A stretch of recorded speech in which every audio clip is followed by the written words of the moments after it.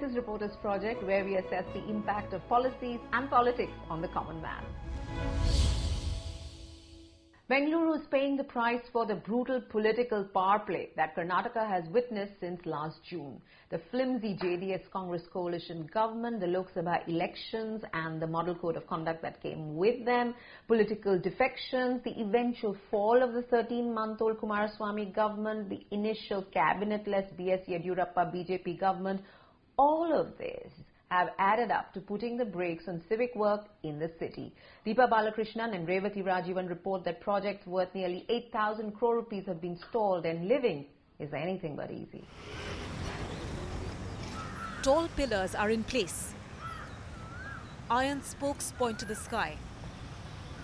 But the Hebel flyover, the gateway to Bengaluru from the north, the link to the city's international airport, remains the way it was when it opened 16 years ago. The flyover widening project that was started more than a year ago was expected to reduce travel time by 30%. It was expected to be completed by the year end. That deadline is not likely to be met.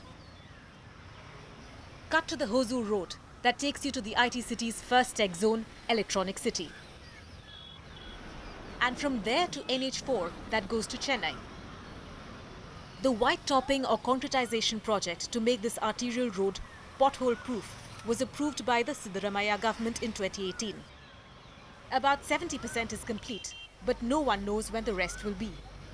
For those who use it, the ride is very bumpy and frustrating. People of the country's startup capital are paying the price of the brutally fickle politics the state has experienced since last year's assembly elections.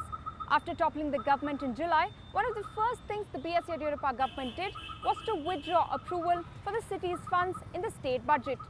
As a result, the BBMP has had to stall projects and rework its entire budget.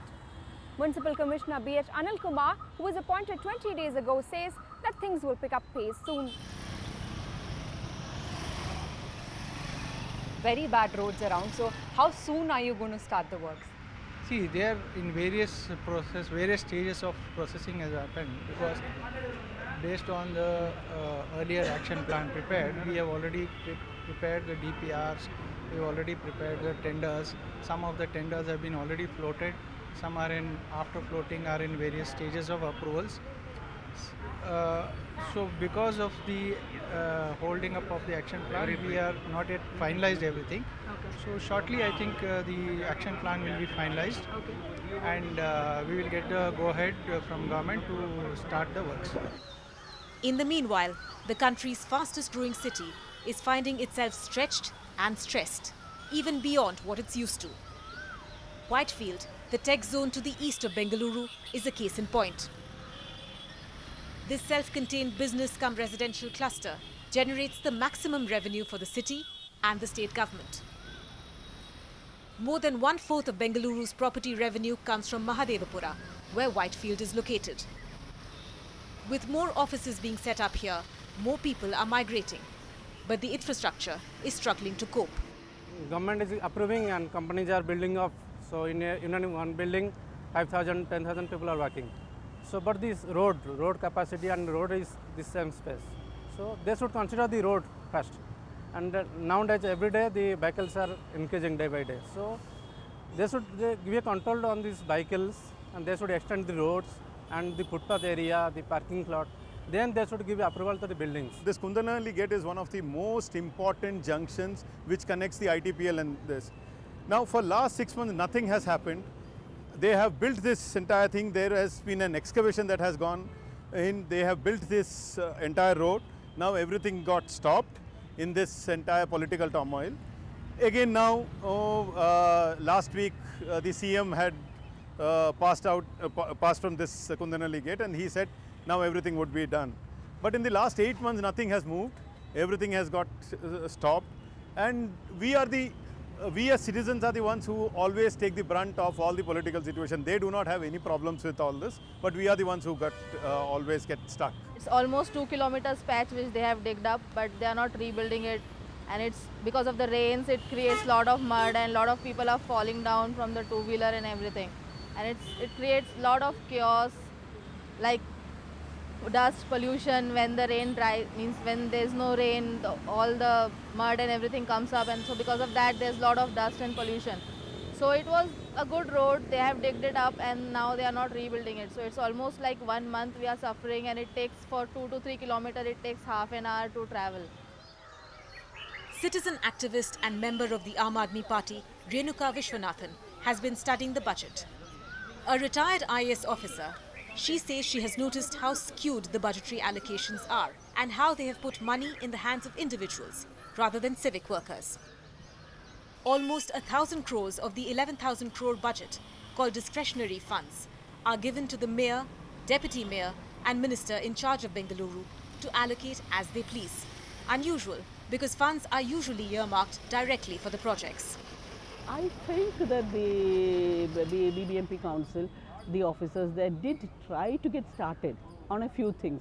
But they obviously knew what was going on in government. I mean, this was the background against which they were, the noise against which they were functioning.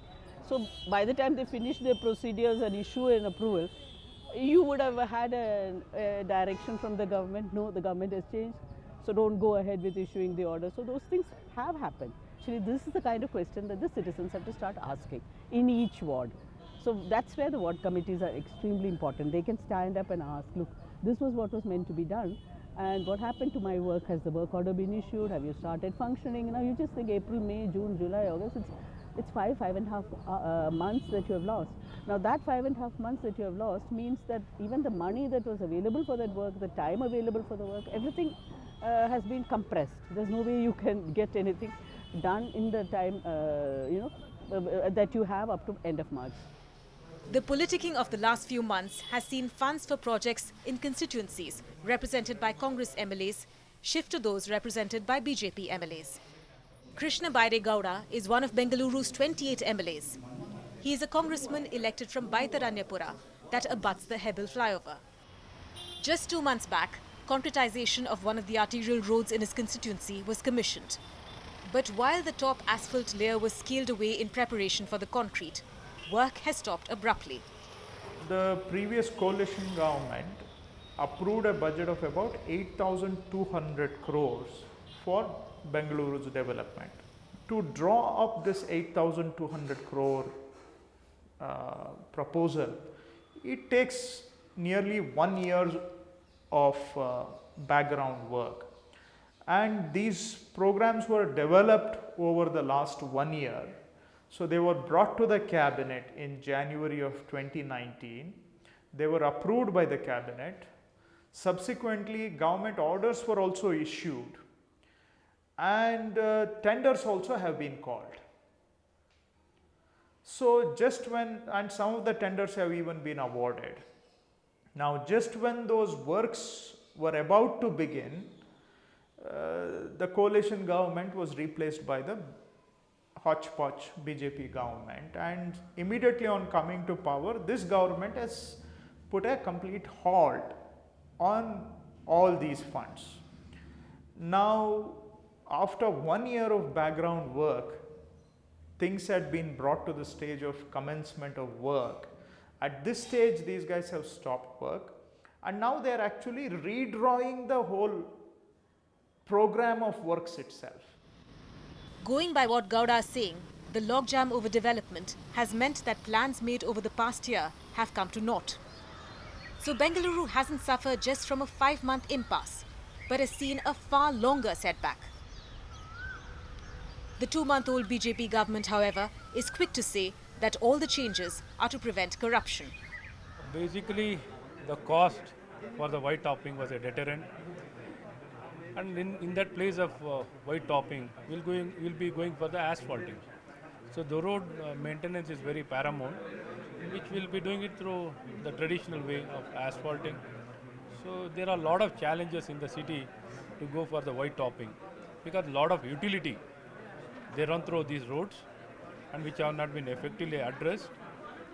I think it was more of misuse also was there, misuse of the funds was there. So to prevent all these things, to whatever available resource has to be effectively utilized. So it has been redeployed or replanned. Citizen activists like Tara Krishnaswamy say that the arbitrariness of fund allocation is shocking. budget is a completely ad hoc process, not for other cities in Karnataka. Only for Bengaluru, it's a completely ad hoc process. There is no oversight and there is no independent auditing. Can you believe any 10,000 crore firm that can get away without independent auditing, without audited results? The BBMP gets away with it. The council themselves are objecting. It's not just the big capital-intensive infrastructure projects in the city that have been affected. All aspects of urban living are on a downward slide.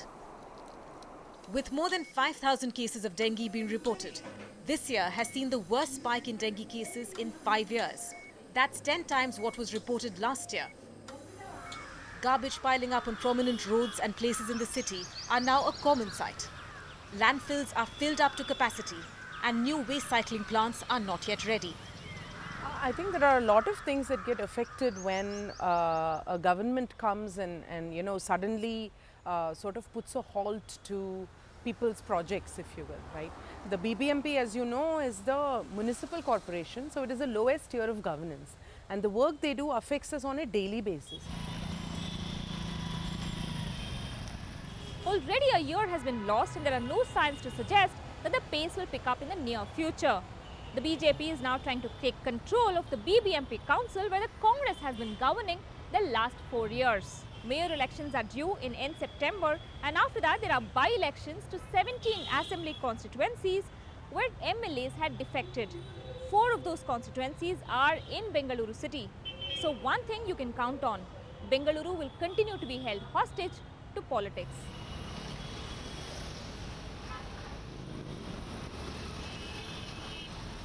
Sadly, electoral politics will continue to take its toll on Bangalore city's fortunes. I was shooting there just a couple of months ago for a new show and it's really hard to see just how shabbily this city is being treated. I'm Anuradha SenGupta on behalf of everyone working on the show. Thank you very much for watching us.